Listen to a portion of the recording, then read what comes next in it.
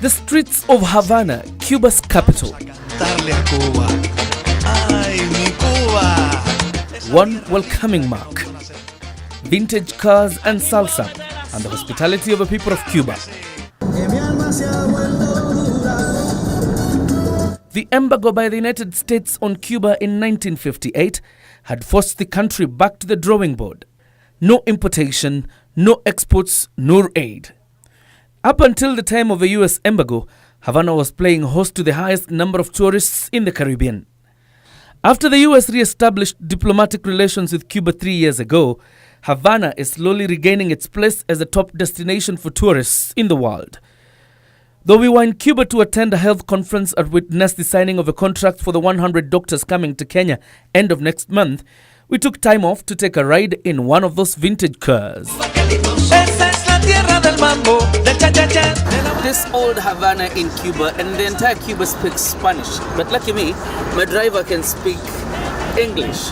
And well, I'm paying for this ride, 20 cook by all. The economic scale is heavily tilted towards taxi drivers as they are among the richest. For a ride to the sandy beaches in Havana, it would cost you as much as 40 CUC, the equivalent of 8,000 Kenyan shillings.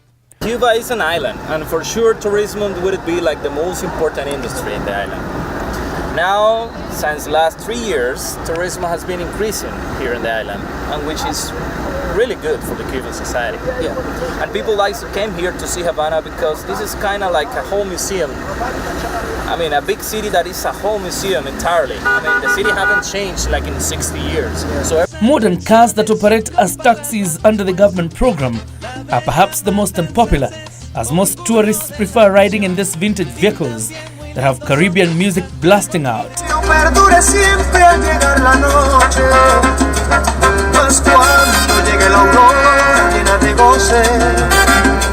It's hard to find these kind of cars now in the world, especially to could drive it around the city. If you want to see it, probably you need to go to a car show in a special day and a special time in the year. Here in Cuba, they drive along the whole year completely. Actually, Cuba has been called by UNESCO the only rolling museum in the world. Historical monuments, such as in this public park, where Kenya's founding father Mzee Jomo Kenyatta's monument stands, also attracts hundreds of tourists keen on connecting with Cuba's political history and its inclination towards Africa. But there's a flip side to it. Even though the Cuban government from 1980 tried to revise its policies to allow for private businesses, Cuba still remains unattractive for business owing to its communist approach. In fact, among the few Kenyans in Cuba officially other than the staff at the Kenyan embassy in Havana are about 10 students studying in the Latin American country. For Kenyans also, this is an opening. The embassy is opening gates for Kenyans to come also and trade in Cuba. We have a Kenyan Airways, which is starting its flight to New York in October this year.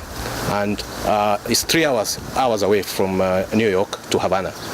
That flight can come with our Kenyan tea. That flight can come with our Kenyan flowers. And as we leave Cuba, there's one conviction that Cuba has it together, harnessing all of its resources for the benefit of our people, with our systems tested and working.